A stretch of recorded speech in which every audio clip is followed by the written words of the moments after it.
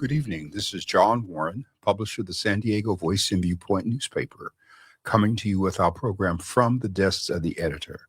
I'd like to always remind you that the Voice and Viewpoint is San Diego's oldest African American publication, now in our 66th year, covering 89 zip codes, 17 cities, the unincorporated areas of the county, and available on the internet worldwide.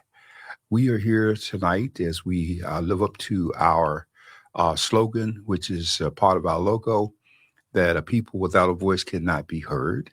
And here we are serving primarily San Diego's African and African American communities. And I'm excited as we return from having been away for a couple of weeks with travel and the celebration of the 199th year of the Black Press. Happy to share this time with Dr. Leonard Thompson III. And we are here with an open mic approach for this evening. Dr. Thompson. Well, Dr. Warren, as you can see, we're on a new platform. We're trying it out for the very, very first time. And we're very, very excited to be with each and every one. We're going to get right into conversation because people are going to be asking how, what, where, when, why are we going to ever get everything back to normal here in America. And since you were just in D.C. with all the craziness that is going on, can you give us an update on where are we at? Are we going to ever get out this mess? And I don't know if I could drive anyplace else because I don't have enough gas money for these high gas prices. Well, it's interesting as you mentioned high gas prices because I'm so tired of hearing people talking about gas has gone up 90 cents and then it's $4.50 a gallon. And all the time I'm saying you need to be in California where, gas has exceeded $7 a gallon. And this is the time of year when, for some weird reason, they do a change in the grade and they have to change over from winter to summer. And we pay for that change and we're interrupted and delayed with the process. And it's really strange that we're talking about having these price increases when America has energy independence. We are one of the world's largest producers. We've got oil. We just got a hold of Venezuela, which has the largest oil deposit in the world. And in the midst of all of that, the prices are up because what happens in the Strait of Hormuz does not affect America since we don't get our oil from there, basically. And so it's another situation where we're being manipulated and maneuvered. And it's a greater tragedy because the amount of money that's been spent in 2 or 3 weeks on this war exceeded everything that was needed for health care, child care, the nutrition program, homelessness, all of those things that were cut, damaged, and eliminated, vaccines by the Trump administration. They could have paid for all of that in just a couple of days of this war with change left over. Yes, and that's one of the biggest things. And we're still losing life. We're still seeing things that are not going well in this war. And now even Iraq is saying that basically it's fake news. Well, I believe very strongly that today we activated, we're sending the 82nd Airborne in. And the total will be some 3,000 troops. We'll have over 8,000 troops there in the area. Some will, this latest group will land in Kuwait and be in a staging area there. And the real reason that they're sending, and Trump is so dishonest until you just can't believe anything he says. It's like my favorite old adage, if his mouth is moving, he's lying. Mm-hmm. And so what's happening is the whole plan is not just to take that Carp Island with the oil preserves, and the oil processing plant.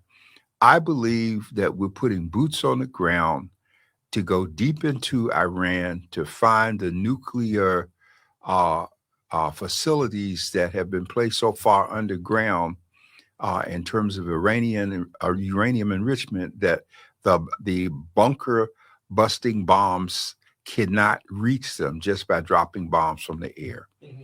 And my concern is that, first of all, we're going to be dropping troops in a place where they're going to be outnumbered in a crazy way.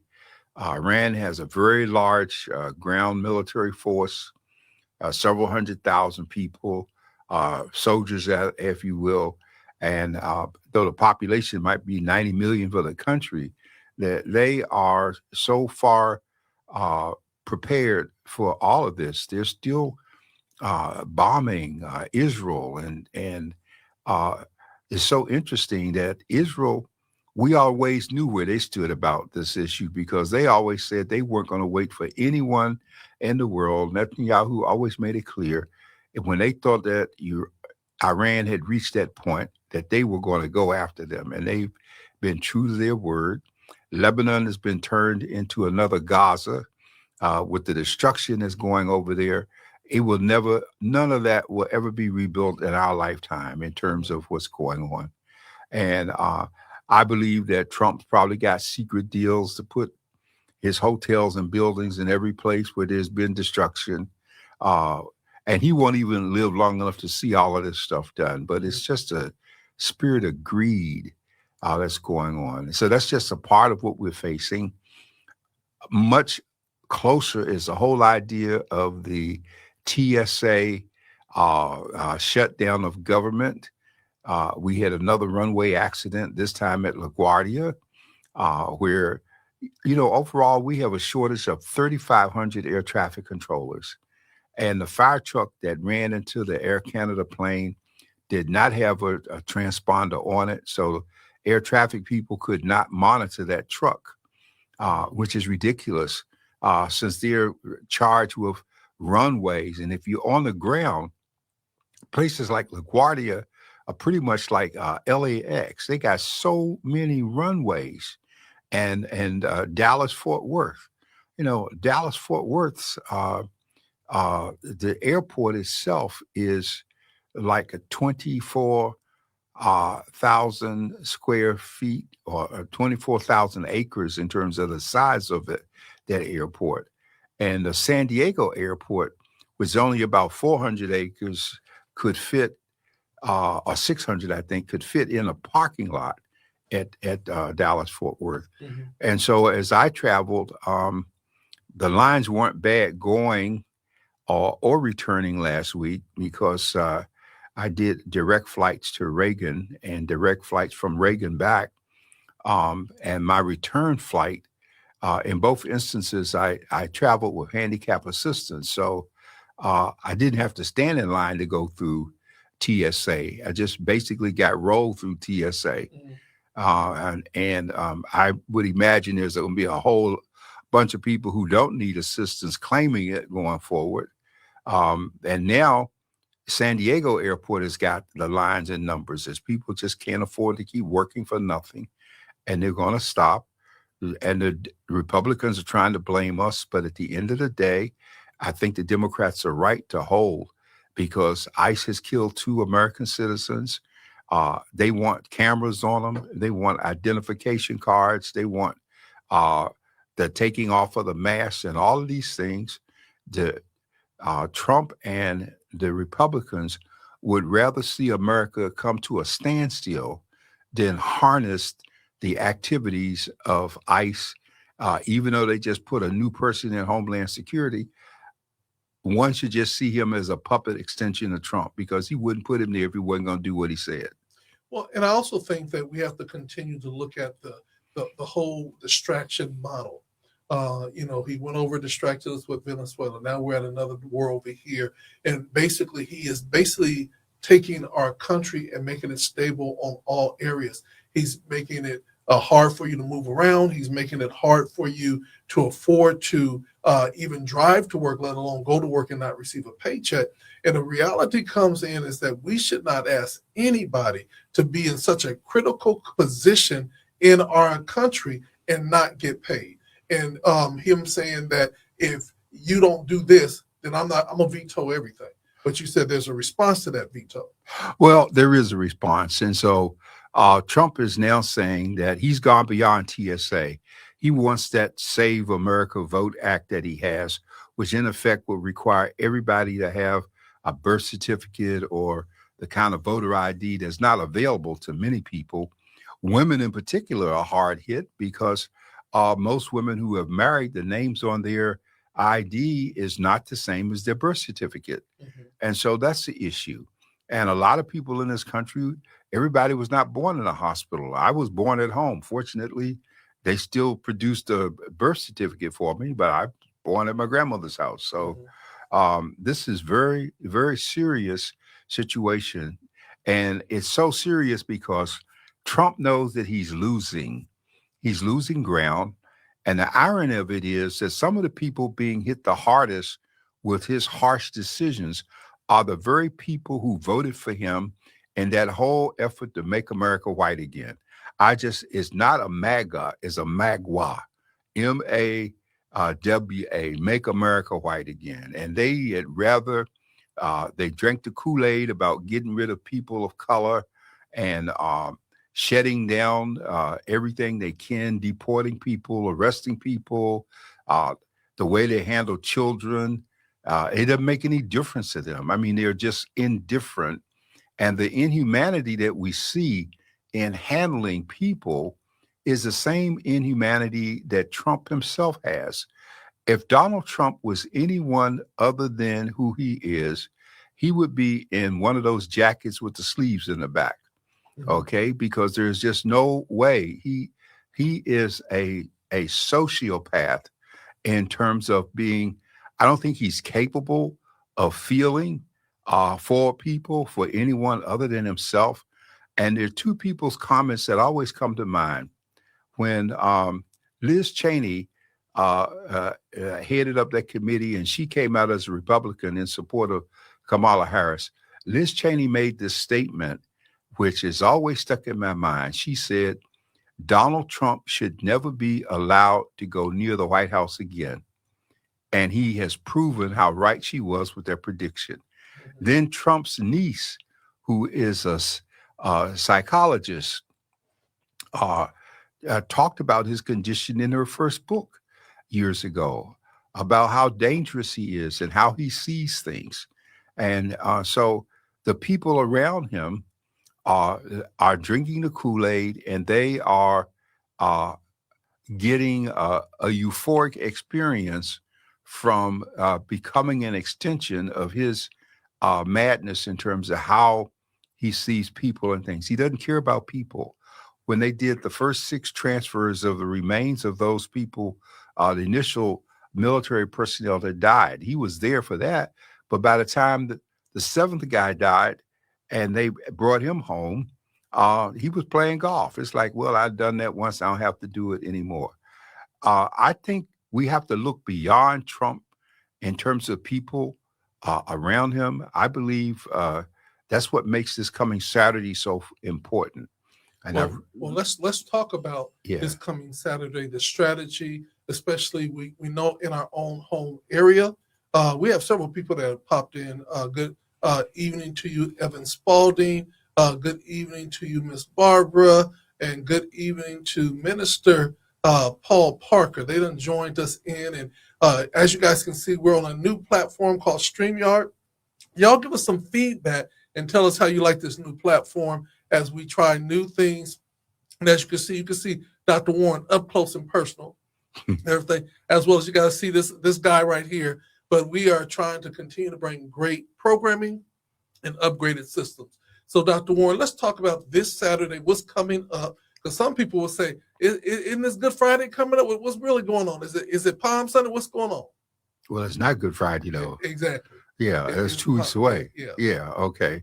And we're still in Lent for the Christians, and Ramadan is over for the Muslims, and some people are still waiting to go back to their candy bars and potato chips. Mhm. But what's happening is this is the third indivisible people are holding their third No King's Day protest against Trump and his administration. The first one was last June or July. They had about 3 million people that came out in protests across the country. The second one was in the fall, September, October. I'm quite sure which date, but that one drew some 7 million people who came out in cities across the country. And then this event that's supposed to take place this week, is anticipated that there will be over 10 million people with more than 3,000 demonstrations across the country. And if you really want to get a feel for this, if you watch uh, uh, NBC Now on Monday, if you will, following it, watch the Rachel Maddox program. And she, for one, has the actual video footage from all these cities, and she puts them up on the screen, and you can see the people. Like here in San Diego County, we'll have a demonstration downtown Mhm. that will culminate in front of, I think, the county administration building. But we'll also have demonstrations in places like East Lake, where people will be out on the streets with their signs, or Escondido or Poway. I mean, there's just so many fake places where people are responding. My concern is this: that is one thing to have millions of people.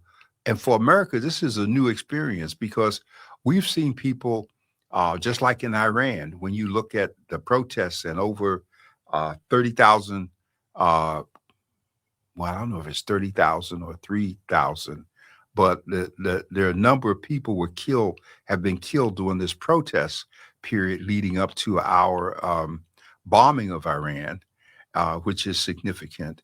And for America to come out, we normally are so laid back, we don't really respond.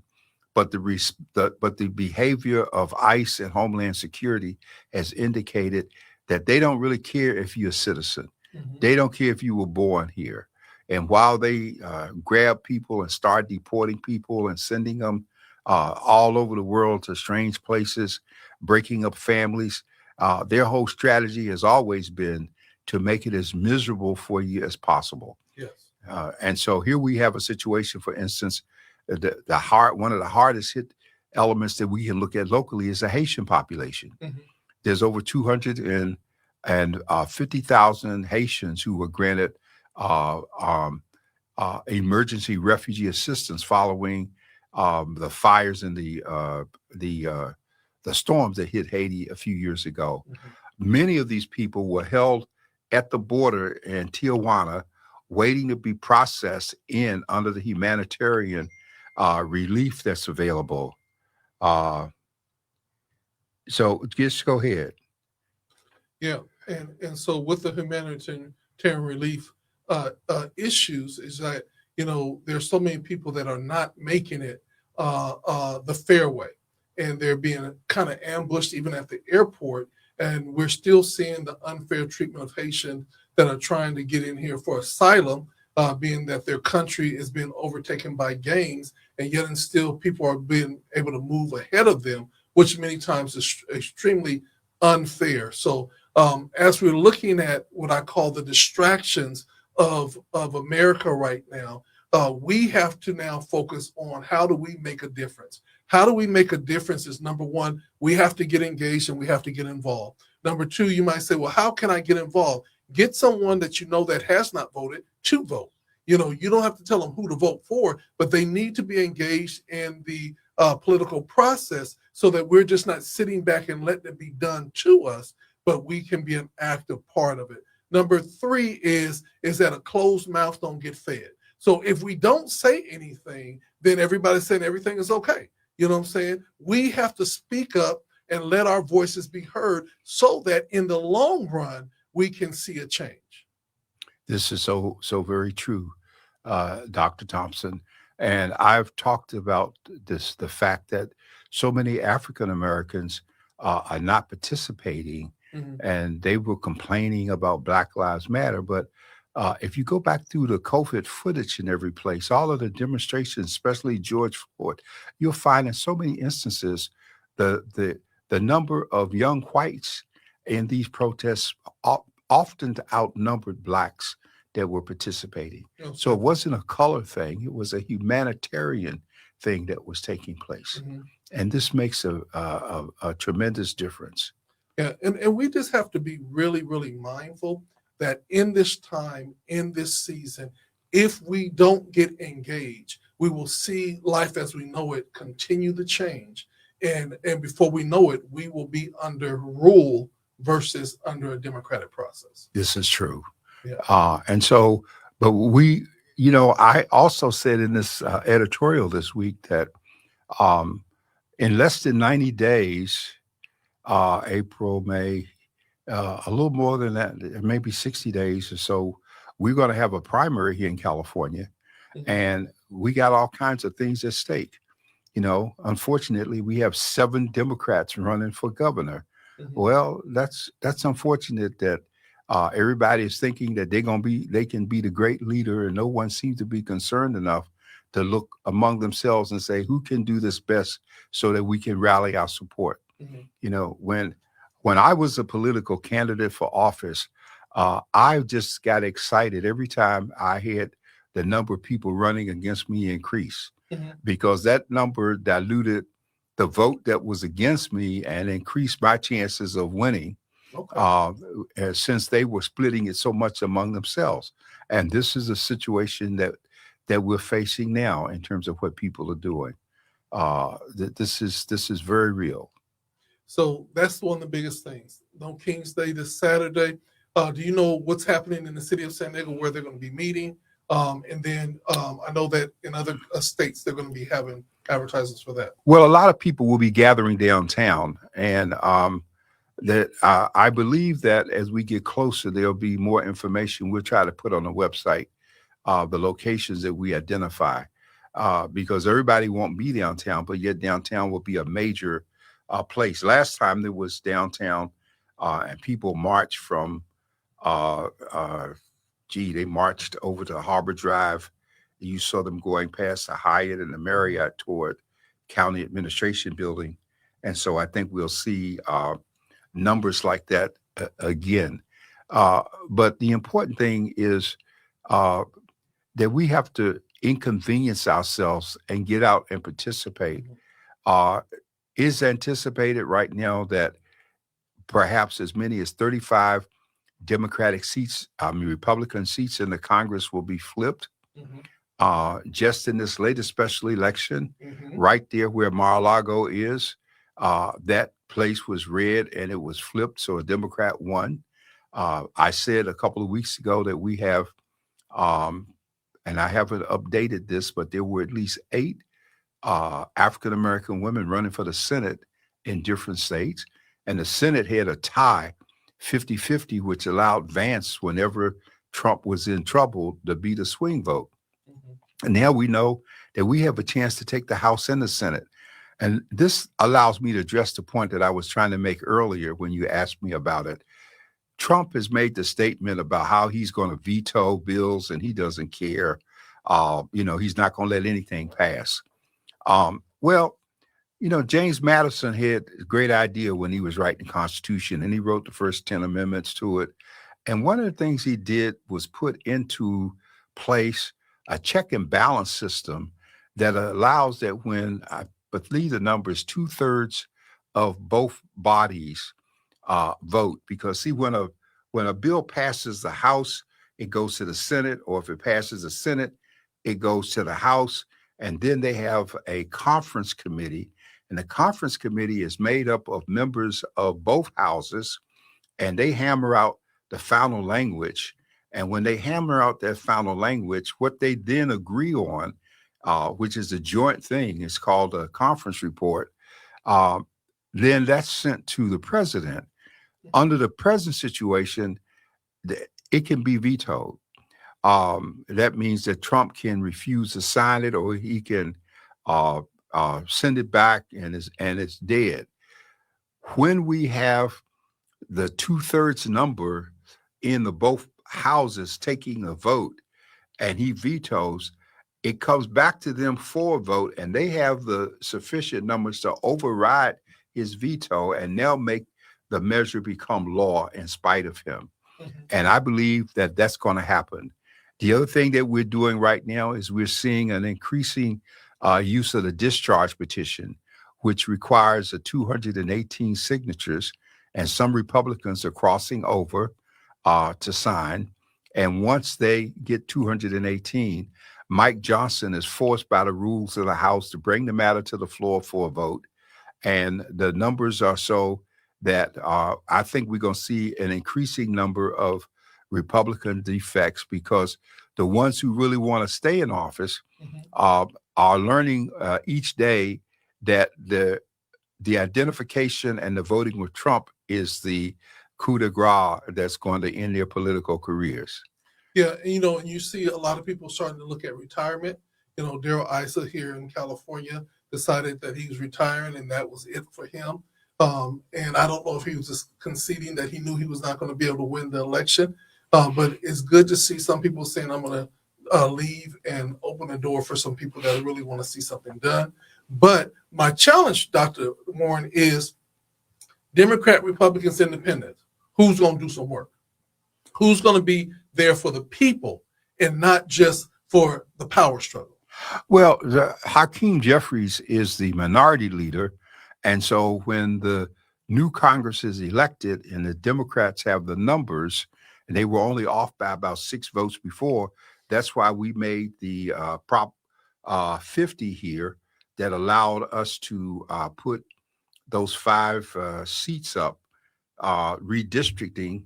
And so the redistricting will allow us to add Democratic numbers. Daryl Issa, he had a very good ride. Issa was already wealthy. He invented the car Viper alarm system, and that's the key to his money. And when the congressman, the Hunters, retired in the last cycle, 10-year cycle, they redrew the boundaries, and so that he got elected. Now we have Marty Van Wolfoff running against running for that as the Democrat running. She's been endorsed by the California Teachers Association, and others will stand. The main thing is we got to maintain Democrats. Sarah Jacob is trying to find her way back home. I've often said we have no choice but to vote for her because every Democratic vote counts and is very important. California has 52 congressional seats and districts, all right? 12 of those historically have gone Republican. And a lot of that's happened because we were so busy fighting and just going with some things that we let others slide. Now we know and we're learning that every seat is important. There was a Supreme Court decision in the 60s, I believe it was, called Reynolds v. Sims, which established the one man, one vote doctrine, and it stressed the importance of how much each vote is. My biggest concern is the number of African Americans today who don't think they have to vote, who have forgotten that people died for us to have the right to vote, who forgot that it was us that made so much of the protest going on possible. All this protest is modeled after what we did to bring about the Voting Rights and the Civil Rights Act. We were the ones who implemented the kind of civil disobedience that was being talked about with the great political thinkers that came before. And so every vote is important. And we have got to decide that we are ready to be inconvenienced a little bit. We got generations today, and I am so glad in the past elections and even recently in the Georgia primary, we saw young people. We saw young people waiting in line, young Black people, young white folks standing together, waiting in line for hours to vote. And that is our secret weapon against Trump and the madness and our ability to try and restore the sanity and the representative government that we once had, to get rid of these people who no longer take the oath that they took seriously, to who they swore they would protect and defend the Constitution, and they're all sitting on the sidelines as spectators. And one of the things about it, Dr. Warren, he used the word inconvenience, because it's never convenience to go out of your way to stand for what is right. But I want you to not look at it as just an inconvenience, but look at it as a privilege that you can do that. In so many countries, that would be a death sentence for you if you did speak up. So we can't just look at it as an inconvenience. We must look at it as a priority, an opportunity, and a privilege to still stand and walk in some of the footsteps and footprints that have been laid before us that allowed us to be here. This is not just about, protest. It is about for what we fought for and what people died for. And now we're seeing it all being whittled back away, whittled back away, whittled back away. We cannot go back, because I don't know about you, Dr. Warren. I would not do well in slavery time. No, we wouldn't do well, and I'm sure they would lynch me in slavery times. I wouldn't hold up well, and that was one of the very reasons that my mother did not let me go to school in the South. She saw that it wouldn't have been a good thing for me to be there, and so we have an opportunity right now. I'm trying to get us to understand that we have to reestablish ourselves as participants, you see, because the money is being spent with the Latino vote and the Asian entities, because they didn't get concerned about the Asians until the hate crimes came. And when they started attacking the Asians, then they put this money out there. Now those programs have gone away, but Black people are still the greatest victims of hate crimes in the state of California. Still. We're still the victims. But we keep trying to function as individuals rather than as a collective unit, understanding that what happens to one of us happens to all of us. Mm-hmm. So I'm not saying that we can afford to boycott, because I think that that's a misrepresentation, that term. And we don't have a lot of choices. But I do believe that we can start making a distinction between the money we spend for what we need and the money we spend for what we want. Mm-hmm. And everything we want, we don't need. Mm-hmm. And if we start tightening up the want part, I don't care how much Trump talks against diversity, equity, inclusion, or affirmative action and tries to shut stuff down. Mm-hmm. Corporate America, which is predominantly white corporate entities, only understands, and I keep saying this, and I hope people are going to get it eventually, only understand three things: lost profits, Mm-hmm. bad publicity, and a vote cast against their interests. Mm-hmm. Now, the lost profits, a number of them say, we can do without your money. So McDonald's, we're not going to close McDonald's. We own McDonald's, and there's so many of us working and living and making money. No, we're not going to shut it down. But there's so many entities that we can do something about. We should not still be going in Target.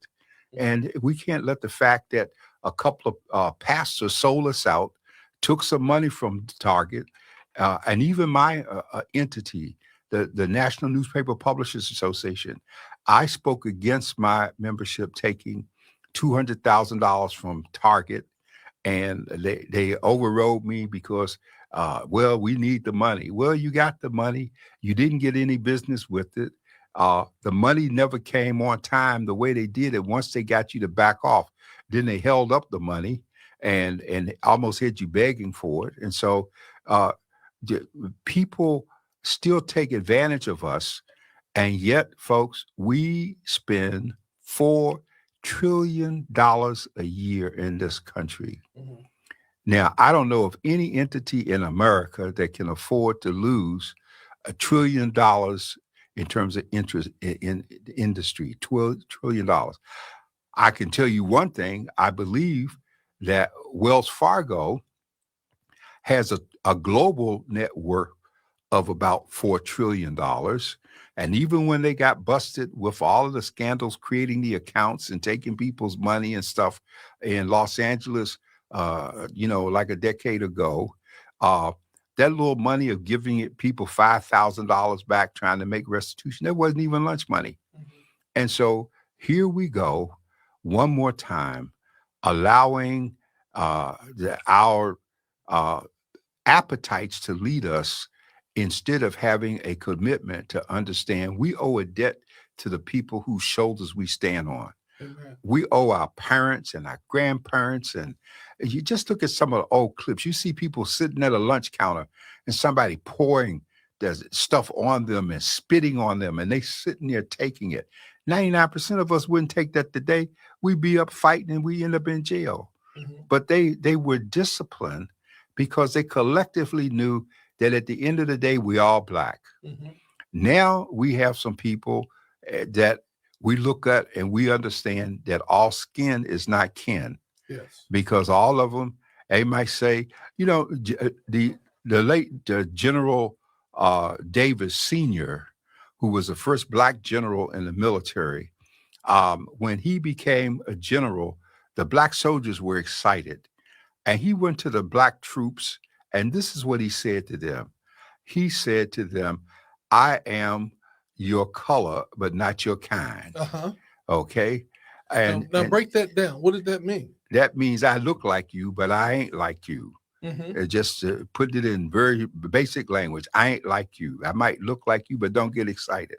Exactly. And we've had a lot of people get into positions because of their skin color when they really were not what they look like to be. Hmm. We've had a whole bunch of Oreo cookies thrown on the counter, okay? And when we took the top off of them, we know that what was inside wasn't that. We used to make it in my early days.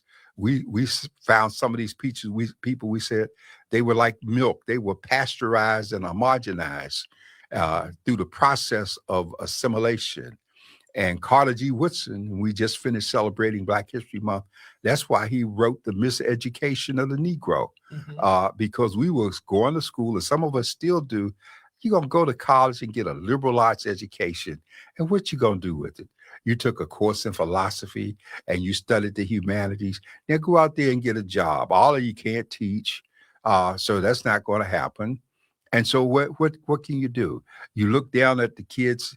In my day, they were over in the trade school. They were learning to be plumbers, carpenters, and brick masons and mechanics, the kind of jobs that they would always be able to work no matter where they went. And here we are today. Uh, you get a bachelor's degree is basically like a GED. Then you got to go back and get a master's, and then you got people with masters and the PhDs or the DPHs. That we understand the difference between a DPH and a PhD. A PhD is the academic doctoral credential that has the language and all those other elements to it. But the DPH or the DPA, if you will, like in public administration, is a doctoral degree that is geared toward hands-on everyday use. Hmm. Okay, so you don't have to take French or German or something for that degree. The question is, can you learn that particular subject area, and can you learn to do it well? Hmm. And those programs, I think we have one at USD. I remember when earlier when I was in grad school, we had it, and they still have it at the USC, University of Southern California, where I went.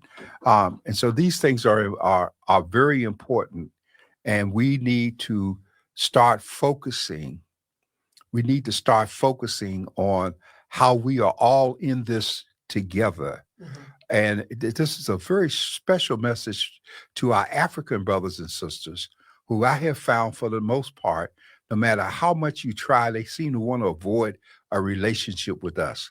But, the system looks at you and say, you might have an accent, but they don't make a distinction between you and me. Hmm. They look at you and all they know is you look like me. And so you are what they call me. And you just have an accent. Hmm. And so you have an attitude of superiority, and you come here as guests, and you get housed, and you hold up your hand, and you become a part of the country. But along the way, they programmed you to think that you need to stay away from us so that you won't be like us. And so we got to overcome the Willie Horton syndrome and stop just letting people mislead us. Yeah.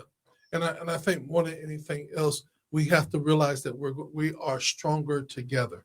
Again, consistently, we are stronger together. And when we come together, we're not going to always agree. They didn't agree in the civil rights movement. They didn't, you just don't, even in homes, we don't always agree. But the one thing that we can say consistently over and over again, we are still yet stronger together. We are going through a crisis now in our country. We're going to be strong together if we pray together, because the Bible says where two or three are gathered in my name, there I will be in the midst. We're going to be stronger together, because if you don't have food on your table, but you got a pot, you get enough folks together, you can get enough to get a stew going. You know what I'm saying? So we have to begin to look at how do we help each other. And then when we are suffering, and here's the key thing: when we are suffering and we are without lack, it is not the time for us then to go and beat up for somebody that might owe you a Snicker bar, and get that one Snicker bar, but you beat them half to death, talk about them, and make them look like they're the worst thing since sliced bread, versus saying, you know what, brother, we all having it hard. Sister, we all having it hard. How do we work together? How do we survive together? How do we encourage each other? Because this too will pass, and then we will still have to work together. We just have to do things together. Well, those words are true here in San Diego, Dr. Thompson. You and I know for a fact that we have people who at least think they're in leadership roles, who don't want to have anything to do with others who are similarly working. And they missed the old adage that the Indians had. And the Indians said that he who leads where no one follows merely goes for a walk. So we got a lot of folks out there walking around. They want to be leaders, and the system is shrewd.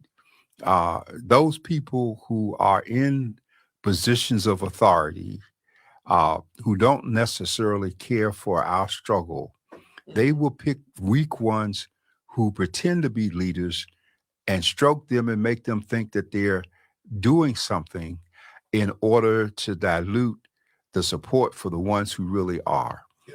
And you and I are in industries right now, Dr. Thompson, that are prime targets for what's happening. The AFL CIO came out recently talking about the attack on people like Don Lemons and the sister in Minnesota because of them trying to cover protests in a church. How dare these people trample on the First Amendment when we have freedom of expression and freedom of speech?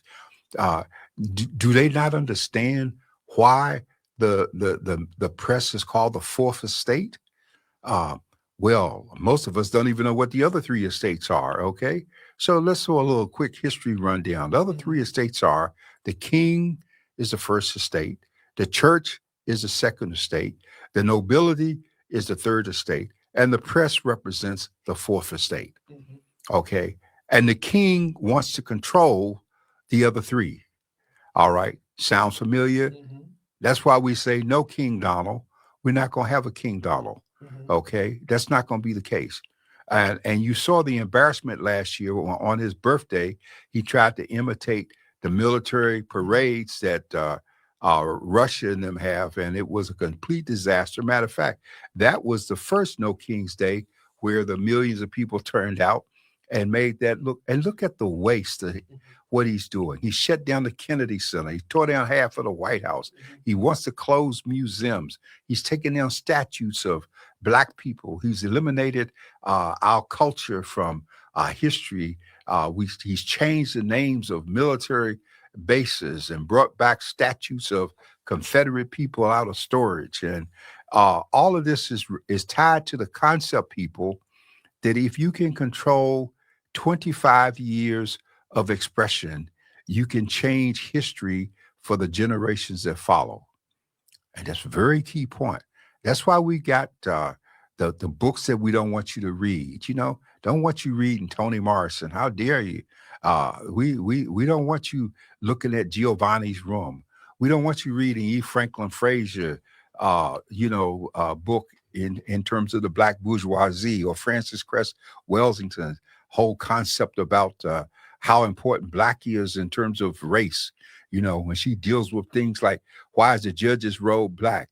Why are there black keys on the keyboard? Why is the ace ball black and the cue ball white on the table? And all of the subtleties that go. We just take all these things for granted, and we're not stopping to look and understand that the inscription on the archives in Washington is so key. What does it say? It says, what is past is prologue. The past is a preview to the future. God understood that in the Bible. When you look at what the conversation he had with Joshua when he took over from Moses, Okay. And Joshua did what? Chapter 1, Joshua, he said, as for me and my household, Mhm. we're gonna serve the Lord, we're gonna follow. We're not sitting and talking about our history anymore. We too busy, everybody on their individual cell phone, Mhm. missing the opportunity to communicate one-on-one. Because you and I, Dr. Thompson, we learn listening. Mhm. We learned listening to those who came before us. Mhm. And we listened in such a way that we saw the fruit of what they got as a result of decisions that they made. So, Dr. Warren, so much is going on. I want to end off tonight with just a brief discussion about the turmoil that has taken place with the allegations against Cesar Chavez. One of the things that you know a lot of people have a lot to say, but more than anything else is it does not negate what he did for the farm workers. But I am um, almost in awe of how the family is dealing with it, all and the communities are dealing with it, and saying that they are going to stand with women. And I didn't think that would happen, but I believe it's because who it came from that they're willing to accept that this was not a perfect man. Well, you're speaking of Dolores Huerta, who is now 96 years old. She was a partner with Chavez in terms of the movement. And even though she was raped twice by him, and each rape resulted in a pregnancy, the children were given the family. She was so sacrificial that her position was that the movement was greater than the offense that she suffered. Mhm. Very significant. And she didn't bring this out. It was the New York Times that did the digging and found it. I have since talked to uh, several women in this community, and they're not African American. A couple are, but some are not. Who remember back in the day here what happened, and they attested to the truth of the allegations that were made against him. They talked about how uh, he and others gave cigarettes and alcohol to young girls whenever they were in town, and we can't see it today, but people who have that kind of leadership charisma, folks are in awe. They gravitate toward them. And if they're young and impressionable, they can be taken advantage of before they even know that they've been taken advantage of. And so now they're changing the names of so many things to Farm Workers Day and Boulevard and all of that. But it also reinforces something else from the past. The Greeks had the idea that you never name anything after a famous person until after they're dead. And the whole idea was if you do while they're alive, they can come back and mess it up. Mhm. And so we've seen that with Harvey Weinstein, Cosby, and all of these different people. And we have this whole righteous movement now going on. And uh, sometimes I have discussion with women who have been around and who are over 70, remember some of these things. And I remember as a young man, I saw a lot of things happen. And while a lot of people were taken advantage of, I also saw some women taking advantage of the situation in terms of what they wanted. And nobody wants to hear that part, okay?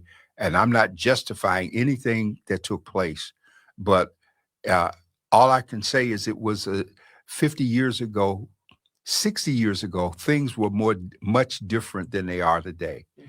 And if you try to look at 60 years ago through today's lens, you will be really messed up because of just how different. Someone was just mentioning how 60 years ago, women couldn't have credit cards. Mhm. Okay. And let's just understand we ain't always had the right to vote.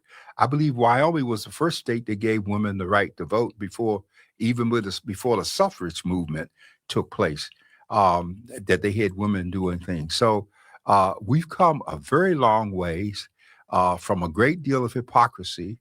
And I noticed on one of the panels in Logan Heights, they have smeared Chavez's face with black paint in terms of the response. So yes, there was good that was done. Yes, there was bad things that were done. But as long as we have men, we will always have the mixture of the two elements. The only man that ever lived that was perfect was Christ, Mhm.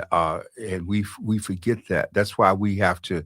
The Bible says, "Don't put your faith in men, nor the strength of horses." And they use the horses because they were the symbol of strength in terms of their massive muscle structure and stuff. But we have to put our faith in truth and righteousness. One of the things that I would like to say is that it's so important. A lot of times people will try to make excuses of why, when, and everything of that nature. Ultimately, the truth will make you free, and this is the truth that has come out. There's another story behind the children that were birthed out of that encounter, and it's also a message to tell our children and young people that we cannot be so enamored by people that we don't let them play by the same rules or require them to play by the same rules. We see the same behavior with rock stars and people that are actresses and actors and things of that nature. People are so enamored with them that they let themselves be exposed to unsafe environments. And so we have to just be real with ourselves that we have to keep a watchful eye, you know what I'm saying? Because we're seeing this across the board, and it's not just men. We're seeing it also with women, but it always hurts just a little bit more when those people that you look up to have a very element that, makes you sad. Well, Dr. Thompson, the difference between today and the struggles that we had in the 60s is that God played an important part in everything we did. Prayer was there, it was before prayer was removed from schools. Uh, Last week, we celebrated the anniversary of the Selma to Montgomery March. The people knelt on before they crossed the Pettus Bridge and had prayer the first time they gathered there. And King prayed. He got up and said, "Not today," because God said, "Not today."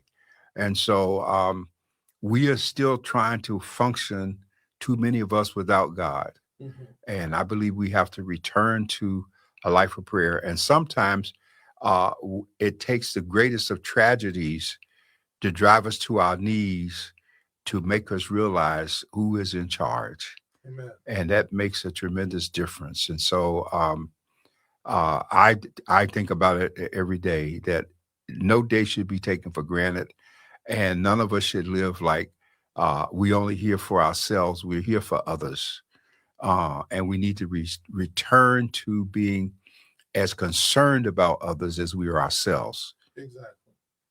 Exactly. Well, Dr. Warren, we have a few more minutes left. Let's just talk about what is going to be featured. What is the topic this week from the editorial? What's coming out with the newspaper? What's happening? Because I know that these are what I call the lean months of the year, where there's so much coming. It's like I never realized that in the first and second quarter is when everything is due. All of the licenses are due for And the radio station. subscriptions and All the everything. subscriptions are due, and I'm like sitting up here like I didn't know until this year how many subscriptions we've had to keep the operation of this company open. So, what's happening over at the San Diego Voice and Viewpoint? Well, we're experiencing the same thing that all of my papers are experiencing around the country.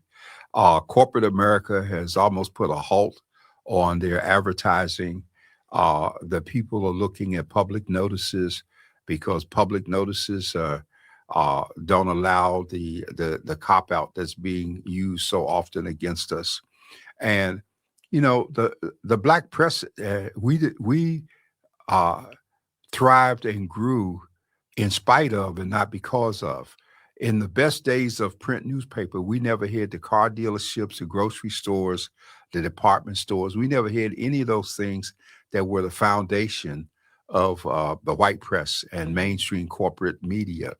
And I've always said that the black press was like the bumblebee.